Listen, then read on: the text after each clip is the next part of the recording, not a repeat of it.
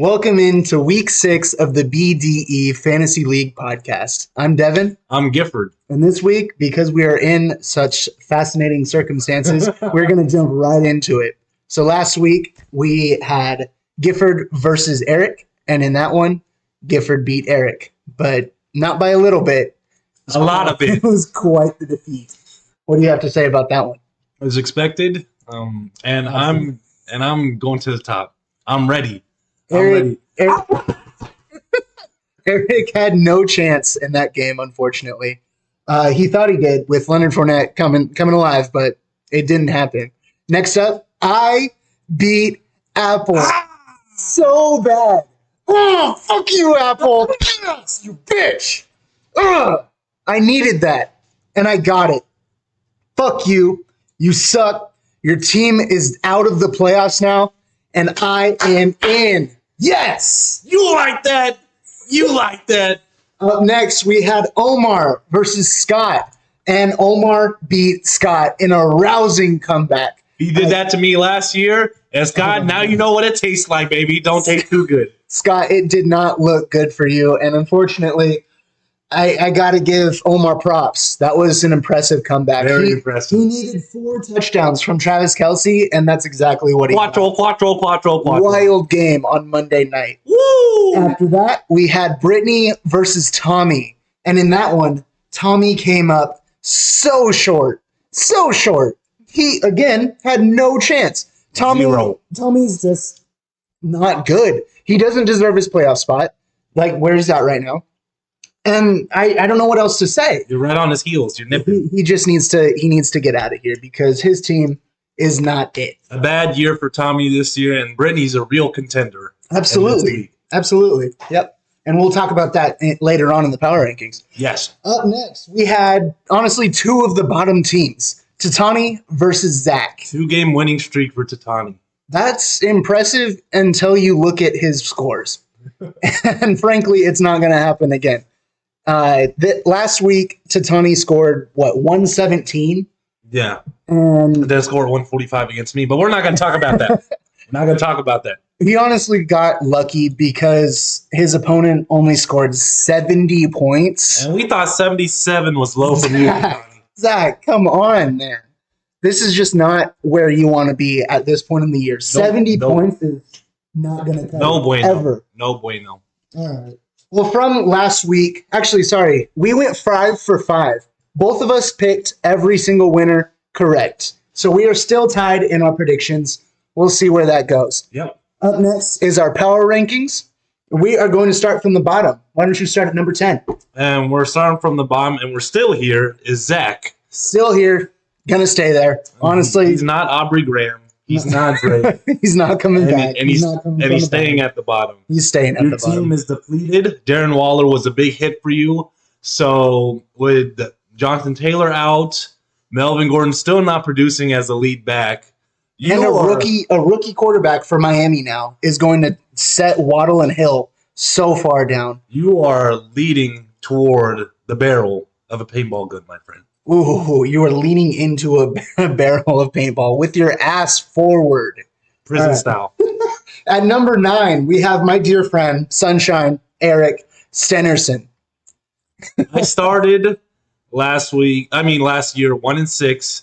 Is this a must-win week for Eric? Honestly, I think so. If Eric wants to avoid not making the playoffs, that's a weird way to say it, but if Eric ever wants a chance at making the playoffs, he needs to start winning now.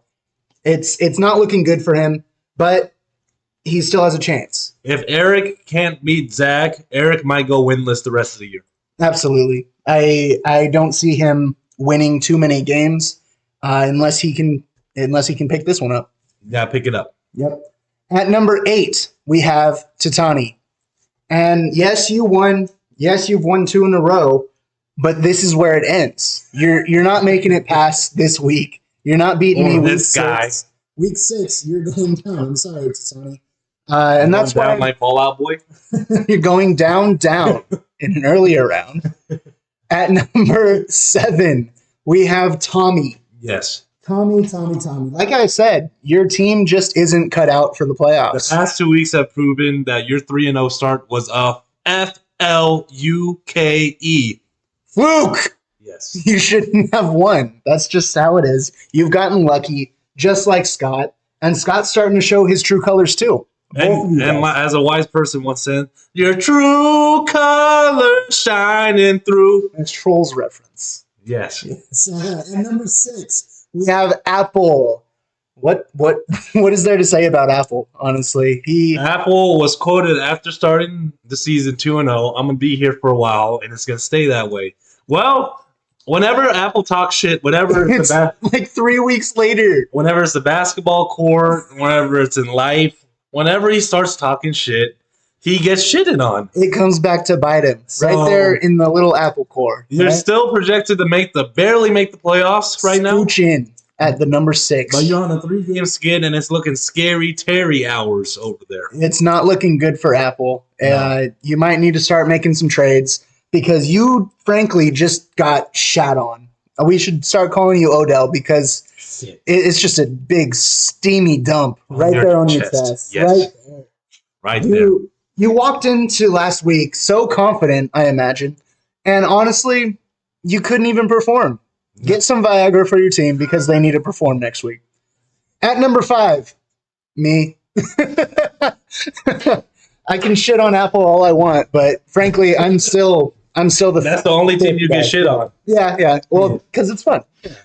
Apple. Oh, I just beat him. So yeah, that's why I'm in 5. I just beat Apple. So yeah, frankly, I like my team, but it's a whole bunch of flex level players right now. 170, 180 points last week, though. Yeah. But I do think it was kind of a lucky time.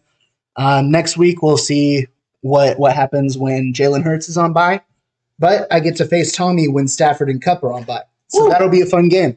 This week, though, honestly, I'm not too scared. Hopefully I can get to 500. I wasn't too scared against Satani either. So.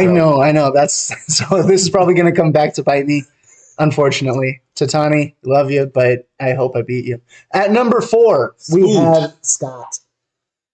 Scott, I don't know what to say about you, honestly. I like your team somewhat, but again, you're just lucky every week, except for last week.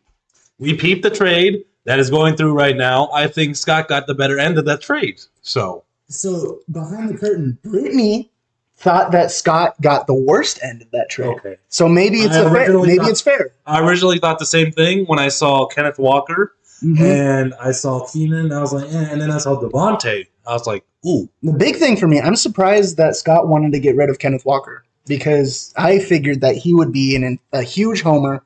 I thought that he sees Kenneth Walker getting a huge part of this offense, and he's going to start putting up numbers. Tatani was very picky about that trade.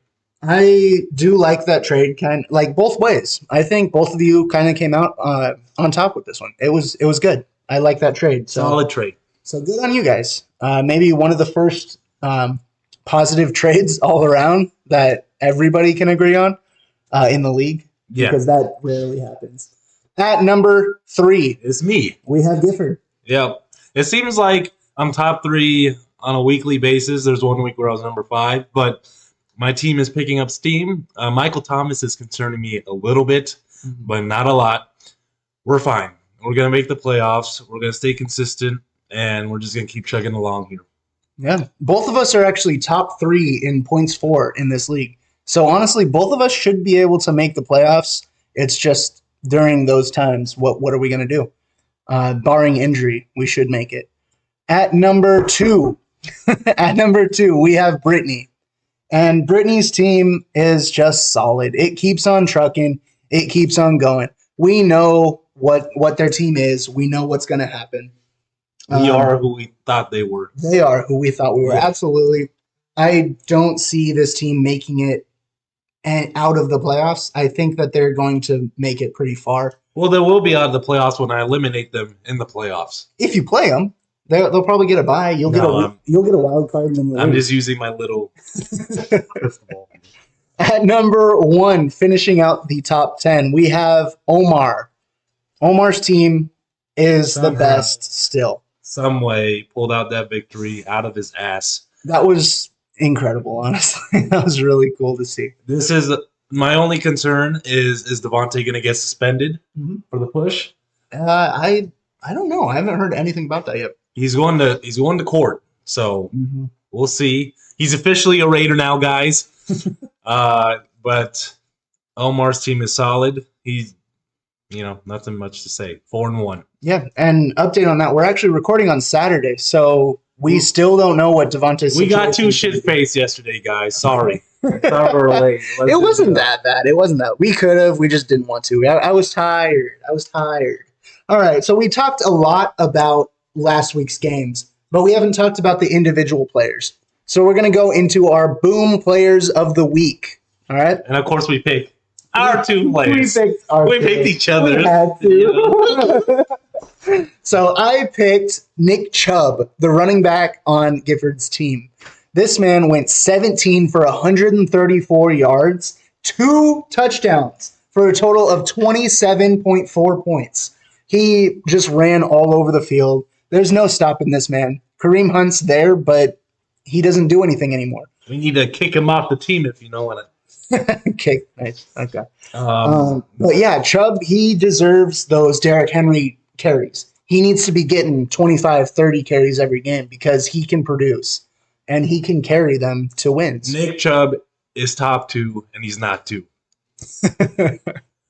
My player of the week was his running back finally picking it up 2 weeks in a row, 2 30 balls in a row. Proud of him. Austin Eckler. My boy.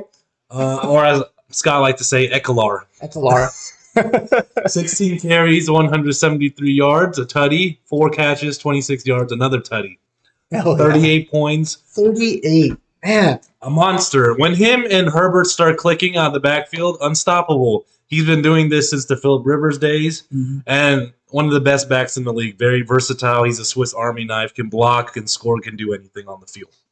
This man, he said in his own podcast that he needs to pick it up, and he knows it. And honestly, he has. I've liked what I've seen. I hope that it's not because of Justin Herbert's injury, but we'll find out soon, I guess. It sounds like he's one of the few players who actually cares about people having him on their fantasy team. He is. It's really cool to hear. He seems like he's one of the few, most players are like, fuck off. Exactly. He knows that people want him to score a lot. He said that he thinks about that when he gets down into the red zone. He knows there's money on the line. I need to score for my guys. He knows there's money on the line. So. And that's why he is our guy. All right. So we talked about the good.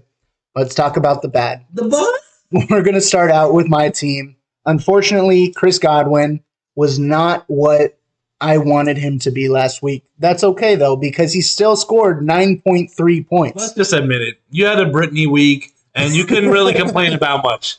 So, with Chris Godwin getting you 9.3 points, that was the worst player in your lineup. He scored the fewest points on my team. Cortland Sutton was right there, though, with 9.6. So, honestly, my wide receivers weren't great. So, great, yeah. Everybody else is scoring 30, don't gotta worry about that too much. It was a fun week. Sorry, Apple, fuck you. Next. Oh, speaking of Apple, we actually liked your team's performance. They had mid-weeks. Like, you can't really complain about that. It's just when all of them do it, it's tough. Except your D. We had to pick your D. Your tiny little shriveled up D. Hey, yo. Sorry, excuse me. Miami's defense scored -2 for you. -2. Against the New York Jets. Yes. The Jets flipped over their little fins and right there gave you -2. Zach Wilson fucked you over like he fucked his friend's mom. Yep. Got that dog in him. Those Miami MILFs. Right? Miami MILFs, yes. Those mommies. Up next, we have Brittany's team. And her tight end was not very tight. It was Conklin? Oh, no, Conklin. Conklin, yes. Yeah. It was looking like a loose end over there. A loose end. He scored 0 points. On one target. 0 points on one target when his team scored over 30 points. Wow. This team scored so much, and yet they used their tight end 0. I know the pain. They're not using Garrett Wilson either, so fuck Zach Wilson. Well, he's also, he should have been used more. Should have got more. 0 is unacceptable. Breece Hall is just eating everything up over there. Yeah, no. So, lucky for Scott. There you go. Yeah. Next, we have Tommy Russell Wilson, the bust of the year, perhaps. I don't know. We'll have to get to that in the later weeks. 274 yards and 2 INTs. So with Russ, very confusing year for Russ. He had a chance to win the game. KJ Hamler was wide open down the middle, and he showed his frustration after the game. And he tried to throw it to your guy, and Stephon Gilmore batted it down. Still producing in his old age. The vision isn't there. The pocket awareness isn't there. The offense isn't there. He's getting paid to be a bum right now, unfortunately. Yes. I still think he can turn around, but 9.16 for fantasy is not... For a QB. Not good. For what supposedly is supposed to be like a top 7 QB this year, he's not looking like it. Sorry, he belongs on the waiver wire now. Woo! Next is Gifford's team, and we decided to go with James Robinson, the guy that he said is going to be an every week start now. Are you eating those words? No, I'm not, because I'm starting him this week still. You are still? Yes. Oh, man. ETN is taking over his job right now. He's not looking great. He went 10 for 27, 2 receptions, and 12 yards. So that's not good. 4.9 points. 4.9 points, a little bit concerning. In hindsight, that's still 12 touches, but I would like to think that he'd pick it up. James Robinson performed excellent the first 3 weeks. Mm-hmm. I'm just thinking this is a couple-week slump, and hopefully it's a committee. That's all I could hope for at this second, because I know Etienne was supposed to be RB1. So hopefully it stays a committee. Hopefully James Robinson stays relevant, because I am still clinging on to D-Hop saving me next week. So he's not going to do it, man. I keep on saying it. I still like James Robinson. I don't know if I like him on the Jaguars anymore, especially with ETN coming up. Up next is our second quarterback in this segment. We have Justin Herbert on Eric's team. Justin Herbert had a fine performance, 16.42 points, but it's not what you want out of him. 228 yards and 1 touchdown. Very disappointing because he played the Browns. Usually when those two teams play, it's fireworks. 4 touchdowns apiece. Chubb goes off. Eckler goes off, which they did. Well, they did. But Herbert did not go off. He was supposed to expose their defense, and he did not do a good enough job of doing that. In fantasy. They did win. They did win the game. But, yeah, that's not what you want from Justin Herbert. You want him to excel. But, yes, he is still coming back from an injury, if you want to call it that. Yes. Up next, another tight end for Scott. We chose Gerald Everett. 1 catch for 2 yards. 0.7 points. It's the same thing with Conklin. They scored 30 points, but he got 1 reception on 2 targets. Again, who's targeting him the ball? Herbert. So when Herbert has a game like that, you can expect Gerald Everett to be irrelevant that game. Unfortunately, Gerald Everett is your bust this week, Scott. Up next, Omar, with our 3rd quarterback on this list and arguably the number 1 quarterback this year, Lamar Jackson. 174 yards, 1 touchdown, 1 interception, 12 rushes for 58 yards. I watched part of the game, the Bengal and Ravens game. He was overthrowing guys. There are 2 plays where guys were wide open down the field, overthrows. So very disappointing performance by Lamar. He'll be back. He'll do better, but very off performance. That was not a good performance. It doesn't matter. I'm sure Omar doesn't care, though, because even with just 16.76 points, he still came back. He won. He still won. So, honestly, Omar, you got lucky with that one. He's like Gifford said, Lamar's going to come back. He's going to be just fine. Tatani, we have to talk about Jamal Williams. Unfortunately, he was the lead back, but he went 15 for 56 yards. In a scoreless effort. 29-0 loss. Against New England. Especially going for, 20-something points against us or 30-something points. Yeah, no. Jamal Williams, I think he was one of our boom players last week. He was. And now he's down here with the rest of the busts. So just a disappointing performance, and he will soon be irrelevant when Swifty comes back. Next week, because he is now on bye. So luckily he doesn't have the chance against me. And last, we're going to do Zach. And Zach, we're just going to put your whole fucking team up there. Your entire team was ass this week. Come on, Zach. So we need to get it together. We're scrolling through your entire team. We're like, we can't just pick one, so let's just throw the whole fucking team up there. Your team is the worst. They all busted. It was just a cream pie all over the field. They busted one after another, and it was not a good look for you. 70 points. We're going to pound that in because that's the worst performance that I've seen in a long time. Since Eric got, sub 60? No, yeah. I think Eric got like sub 50 or 60 last year because he had 3 players get hurt. So he had an excuse.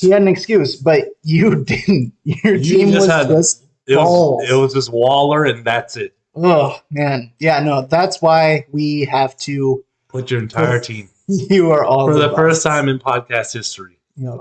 And that actually transitions us into our bitching hour. And you know what? We're just going to continue with Zach's team. 70 fucking points. Come on, man. How do you let that happen? There's teams that score over 80 points every week and like minimum. But 70? That's unheard of this year.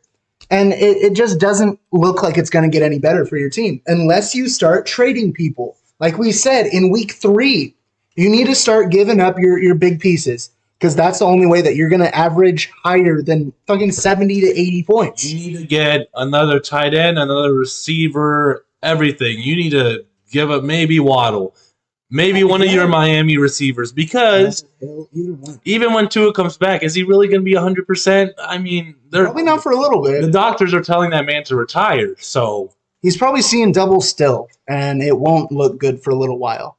But even if he does come back, he's probably going to get hurt again.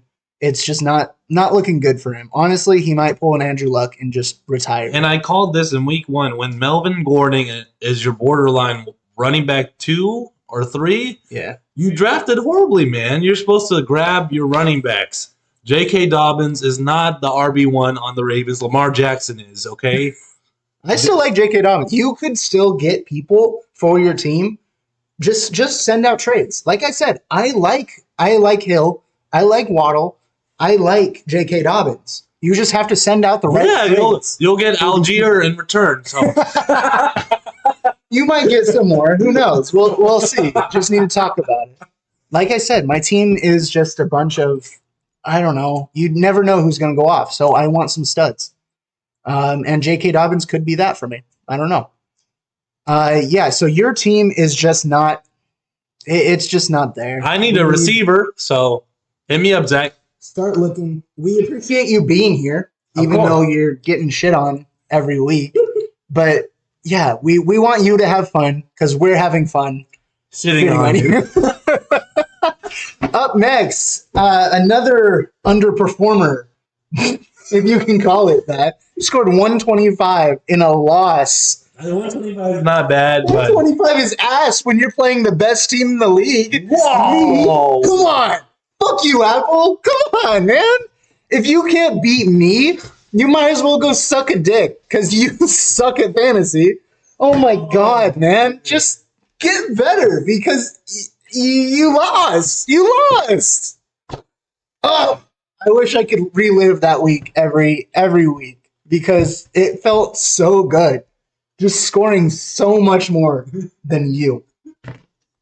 No comment. No comment? How can you not comment on Apple's atrocious week? Well, I will say this. I called this in week 2, and I got scoffed. I told you your fucking running backs are going to catch up to you, and that's exactly what they did. You took a bet on Cam Akers, bust. Might not even be in the league anymore. That's wild. Sean McVay's coming out and saying Cam Akers not even going to be on the team? Kamara is just starting to pick it up now. You got fucking Michael Carter on your bench. All these guys that you thought you were smart. You thought you were out. Bum. Oh, you bum.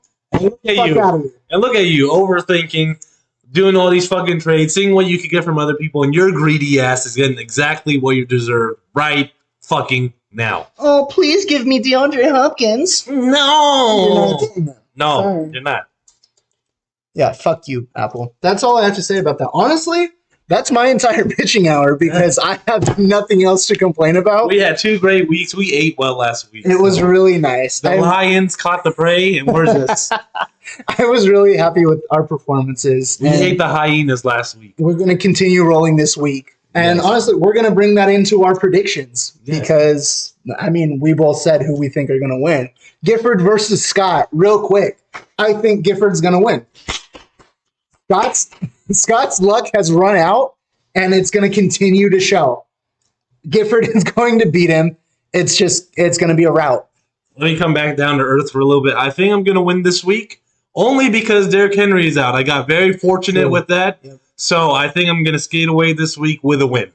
I like that. Yeah. A little bit of reasoning behind the I can't underestimate a 4-1 team. Apple versus Tommy. What do you think about there? As much as we shitted on him.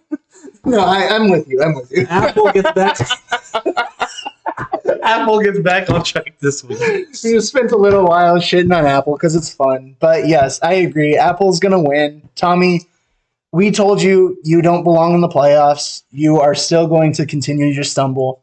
Apple, you're going to get back on the horse until you lose again next week.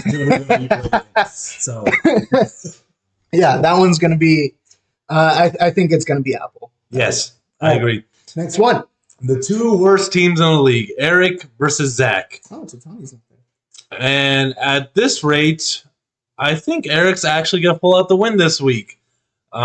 Zach is injury-riddled, playing with third-string QBs. And Eric, if he's able to score 115, 120, he gets the dub. That's rough, yes. Or even 71. He gets the dub. Yeah, no, I have to agree. Eric here, you have to win here, bud. You got to win. Because if you don't, when are you going to win? When are you going to find that W? When are you going to get a 1 in the W column? Exactly. It's just not going to happen. Especially with Michael Thomas out, Landry still out. Olave has to shine. He's the only receiver available, and you need this more than anything. Mm-hmm. Get on the board. Yeah, I see Eric winning that one. How about Brittany versus Omar? Well, considering that Omar had to play J.D. McKissick this week, Brittany is going to win this week. So Omar is coming down to earth, and Omar will be 4-2 after this week. 4-2, a fall from grace. Not really, because I'm going to be 300. I'm going to be 500. So you're still ahead of me. That's okay. We'll get there. Yeah, I have to agree. Brittany, her team, like we said earlier, it's top 2. And Omar has to start some backups. It's not looking good for him this week. Just a bad bye week. Yeah, that's all. Omar. That's all. Yeah, and it happens to everybody. Unfortunately, you might have to just take an L. Yep. So yeah, Brittany. It happens. Last one of the week, me versus Titani. And if it wasn't obvious, I'm picking myself. Titani is not on my level. He's not. No. Titani, his team is so far down here. Way down here, at the bottom of the frame. My team, I'll be humble. I'm right there. Right there. Yeah, I'm right there. I'm going to win this week, Titani. Let's just get something straight. You will never waver this man's confidence. After I was the leading scorer week 1, he still thought he was going to win, coming off a loss. So he's always going to pick himself, and I'm going to pick you thought. You thought. Devin's winning this week, and it's going to be pretty handily, very handily win. I think so. I think that I can take this one down, and if I don't, I'm going to be sad. That's just the cold hard truth. If you lose this week, that will mark you losing to 2 of the worst teams in the league. Oh my god! Because you gifted Zach a victory. I really did. And then Titani. So yeah. Who knows? Maybe when I play Eric, he'll get his W there. So we'll find out. Anyway, I think that marks it for the end of this week's BDE Fantasy League Podcast. Thank you guys for joining. We will see you in week 7.